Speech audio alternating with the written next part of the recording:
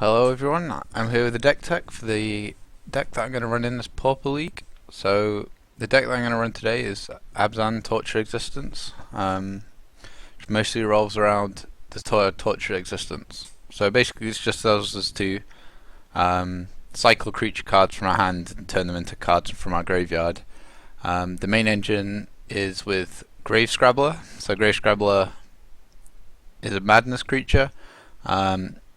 And when it comes into play, we get a creature card from our graveyard back to our hand.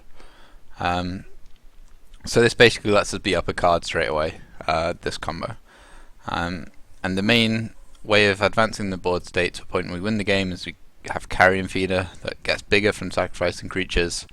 And so we can cycle our Grave Scrabblers backwards and forwards with Carrion Feeders to get the variety of other creatures in our deck, and eventually kill our opponent with a massive Carrion Feeder. So the main other part of the engine is effectively dredging our library into our graveyard to find the relevant utility creatures we might need for a given matchup. So to do that we have Stinkweed Imp, who's standard 1/2 Death Touch, effectively, with Dredge 5. We have Golgari Brownscale, who's quite cool in this deck because when it goes back to our hand from our graveyard we gain life, and we play 2 of those, so we can combo those with the Tortured Existence to pay black, gain 2 life, essentially. And finally we have Commune with the Gods, which is a powerful kind of digging card. It can get us any of our combo pieces or even specific utility creatures in a pinch. So the rest of the deck is this pile of utility creatures here. So the first one is Oromancer, obviously great. Effectively, in inverted commas, this is Tortured Existence 5 and 6. In that if we start the game with it, we don't need to sit around and try and survive to find a Tortured Existence. We just can start dredging as quickly as possible. The other useful kind of interaction that allows us to play a bit aggressive here is Wild Mongrel. So if we have Wild Mongrel and Oromancer or Grave Scrabbler, then we just get to dredge and be a bit aggressive with the Wild Mongrel early on. I think this might be a bit too cute. I haven't had a lot of success with the Wild Mongrel plan in the deck, and it's possible they could be replaced by other creatures, but for now that's what we have. A lot of the rest of the utility creatures, Tilling Treefolk just allows us to keep advancing our mana while dredging. We also have a single copy of Barrenmoor, so later on in the game we can cycle and dig and draw extra cards as part of our massive engine. We have Fume Splitter and Perilous Mare, which are our main sources of removal. It kills a lot of the smaller creatures from decks like Delver, decks maybe even Affinity if you can catch some of the smaller stuff. We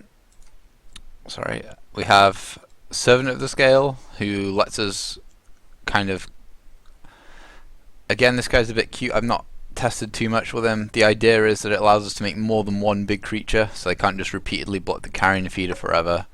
We have Blister Pod that lets us go wide. Also, you know, the mana might come in handy, which is why it's not something like a Doom Traveler, for example. You have Sultai Emissary, who's another kind of go wide, but it's quite an interesting card advantage. It lets us hide certain creatures that in play. We have Mesmeric Fiend, which obviously, because it's original templating, we can sacrifice with its trigger on the stack, put our opponents down a card. We have Abyssal Gatekeeper, which is kind of a hedge against people playing things like Hexproof or giant monsters that are otherwise difficult for us to kill. And often, you know, if we have like a Blister Pod as well, we don't care too much about sacrificing creatures. A lot of our creatures have on-death effects or comes into play effects, so we've already gained our value. And finally, we've just got a bit of a hedge against the more aggressive decks, a bit more life gain that doesn't require us to use so much of our clock necessarily. Because one thing that can happen is this deck can take quite a long time to win.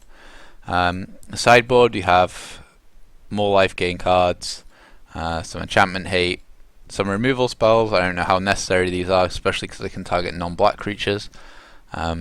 Echoing Decays, these are probably a remnant from when Storm was legal. I haven't adjusted the sideboard very much. I've mostly been focusing on the main deck of this. I haven't played very much Pauper for a while.